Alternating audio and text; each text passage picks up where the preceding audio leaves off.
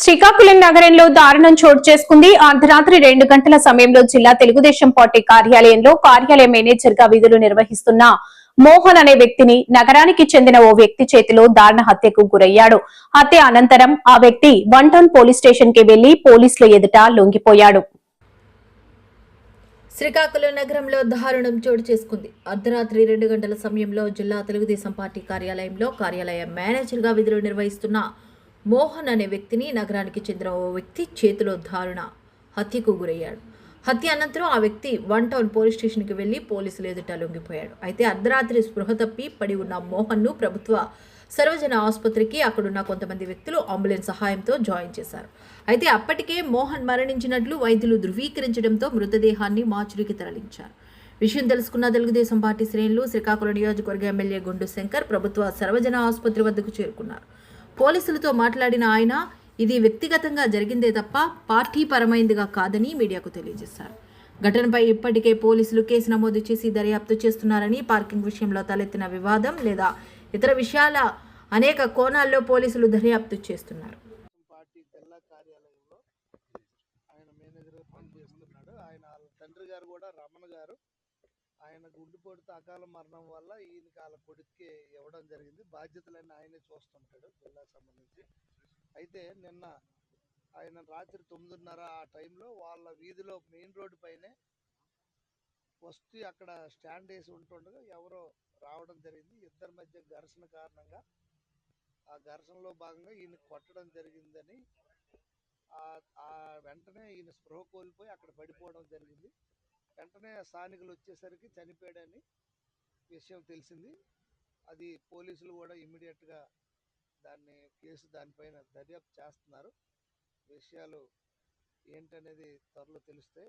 అయినా చాలా బాధాకరం. ఎందుకంటే పార్టీకి వాళ్ళ కుటుంబం ఎప్పటి నుండో సేవ చేస్తూ వస్తుంది. వాళ్ళ నాన్నగారు కూడా తెలుగుదేశం పార్టీ అభిమాని.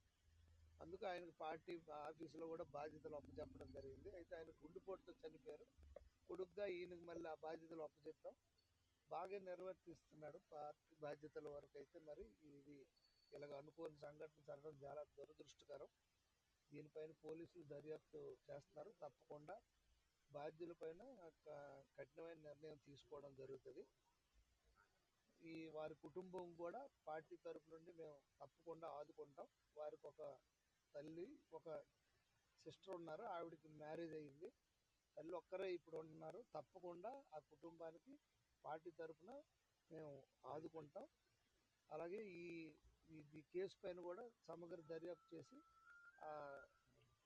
దానిపైన కఠినమైన చర్యలు తీసుకుంటామని ఈ సందర్భంగా నేను తెలియజేస్తాను. వ్యక్తిగత వివాదాలు పార్టీ పరంగా అయితే ఎటువంటిది లేదు. ఆయన వివాద రహితుడు. పార్టీలో ఎవరితోనే ఆయనకు ఎటువంటి గొడవలు లేవు.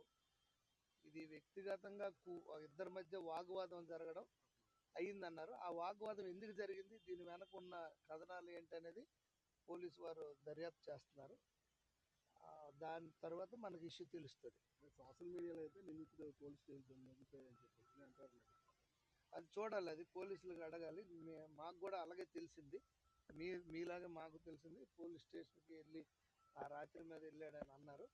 చూసి దానిపైన డీటెయిల్స్ అన్ని త్వరలో మీకు మళ్ళీ ఆఫీసులో పనిచేస్తున్నారు. అందరూ కూడాను అయ్యో రామ అన్నాడు తప్ప బాగా చచ్చిపోయాడని చెప్పి ఎవరు అనట్లేదు. మంచి పేరు ఉంది ఆయన కూడా.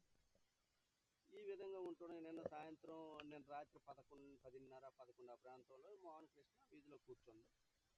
ఇతను తనకు మంచితనం వల్ల ఎవరైనా అంతకు ముందు కూడా ఒక ఇద్దరు పిల్లలు ఆ ఇద్దరు పిల్లలు కూడా చెప్పాడు, ఎందుకురా ఈ టైం రోడ్డు మీద తిరుగుతాను అని చెప్పాను. పిల్లలు కూడా కేకలేస్తే లేదని వెళ్ళిపోతానని అని చెప్పాను. వాళ్ళ తర్వాత ఈ గుంటడు వచ్చాడు. ఆ ఇద్దరు పిల్లలు కూడా అడిగాం. వాళ్ళ ఇద్దరు పిల్లలు అడిగితే మాకు గెలిచాడు సార్, నేను వెళ్ళిపోయాను సార్. ఈ పిల్లడు వచ్చాడు. ఈ పిల్లడు వచ్చిన తర్వాత వీడు కూడా ఎందుకురా ఈ టైం అప్పుడు తిరుగుతానని చెప్పి ఆ పిల్లడిని కూడా గట్టిగా అడిగాడు. ఆ గట్టిగా అడగడంలో వీళ్ళిద్దరి మధ్య ఏదో జరిగినట్టు సంభాషణ అయిపోయిన తర్వాత నువ్వు ఇలా తిరగబట్టి అంటారా మీ కుటుంబం అలాగైపోయింది, రోడ్డును పడిపోయింది అని చెప్పి కొద్దిగా హార్ష్గా ఏదో మాట్లాడినట్టు మా సమాచారం. ఈ హార్ష్గా అన్న దాని మీద ఎప్పుడైతే అలాగా అన్నాడో ఈ హార్ష్గా ఎవరైతే మనోహర్ ఉన్నాడో మనోహర్ మీద ఈ తనకి ఎడమ బొగ్గు మీద ఫిస్ట్ ఇచ్చాడు. మోహన్ కృష్ణకి ఒక ఫిస్ట్ ఇచ్చారు. ఫిస్ట్ ఇచ్చిన తర్వాత అతను కాకపోతే అతనికి సెల్ ఫోన్ లాక్కుంది. సెల్ ఫోన్ లాక్కుంటామని చెప్పి మళ్ళీ కొట్టాడు. కొట్టి చూసేసాడు. చేతితో కొట్టాడు. చేతితో గట్టి కొట్టడం వల్ల పడిపోవడం వల్ల వెనక్కి ఏదైనా చిన్న మీదకి ఏదైనా దెబ్బ రావచ్చు. మౌత్ అంతా బ్లడ్ కూడా వచ్చిందంటే మా అనుమానం ఏంటంటే ఇంటర్నల్ బ్లీడింగ్ అయితే అయ్యిందని చెప్పి మేము ఎక్స్పెక్ట్ చేస్తాం. పిఎం పంపించాం. డాక్టర్ గారు కూడా చెప్తారు. ఇది స్పర్ ఆఫ్ మూమెంట్ అంటే ఏదో అనుకొని చేసేసిన సంఘటన కాదు. స్పర్ ఆఫ్ మూమెంట్ జరిగిన ఇన్సిడెంట్. అది బ్యాడ్ ఇన్సిడెంట్. అది పాప మంచి వచ్చాను. నేను దర్యాప్తు చేస్తాను. దర్యాప్తు చేసి అంటే స్పాట్లో చనిపోయాడని మాకు సమాచారం కాదు. వెంటనే హాస్పిటల్ తీసుకెళ్ళాం. తీసుకొచ్చేసరికి హాస్పిటల్లో ట్రీట్మెంట్ చేసేసరికి చనిపోయాడని చెప్పారు. అంటే మరి స్పాట్లో చనిపోయాడా, ఎక్కడ చనిపోయాడు అనేది మనం నిర్ధారించలేం. ఇక్కడ వరకు ఎలా వచ్చింది? వాళ్ళ బావ మరి తీసుకొచ్చాడు. ఒకడే. ఆ అనుమానం మీకెందుకు వచ్చింది? లేదు, 18 సంవత్సరాలు మైనర్. మేజర్ బ్యాక్గ్రౌండ్ ఏట్లేదు. ఫాదర్ ఒక 18 years, 6 నెలల కడుపులో ఉన్న పిల్లలు కూడా వాళ్ళ ఫాదర్ విడిచిపెట్టాడు. వాళ్ళ ఫాదర్ కూడా పెయిన్ లేదని తెలిసింది. వాళ్ళ మదర్ కూడా ఎక్కడ బట్టల షాప్లో ఏదో పని చేస్తుందని తెలిసింది. కానీ అతనికైనా బ్యాక్గ్రౌండ్ కాదు. అలాగని ఇద్దరు కూడా ఒక వీధిలో కుర్రోళ్ళు కూడా కాదు. ఒక వీధిలో కుర్రోళ్ళు అంటే ఇంత ముందు వీళ్ళకి ఏదైనా స్పర్ ఆఫ్ మూమెంటో లేకపోతే ఇంకోటో ఉన్నాయని చెప్పి అనుకోండి. అది కూడా లేదు. అందరూ అంటారు పోలీస్ స్టేషన్కి వచ్చారని అంటారు, కానీ ఇప్పటివరకు మనకు సమాచారం నా వరకు అయితే లేదు.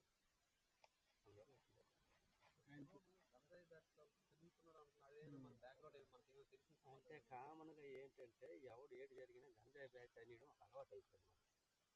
కానీ వాడికి గంజాయి కానీ మామూలు తాగుడు కానీ అటువంటిది ఏం లేదు. కావున ఆనవాయితీ వాడు ఏంటంటే గంజాయి బ్యాచ్ అని నేనిస్తే యాక్షన్ సీరియస్గా ఉంటుందేనో, వేవ్ స్కూల్ స్పీడ్కి వెళ్తాయేనో తెలియదు. కానీ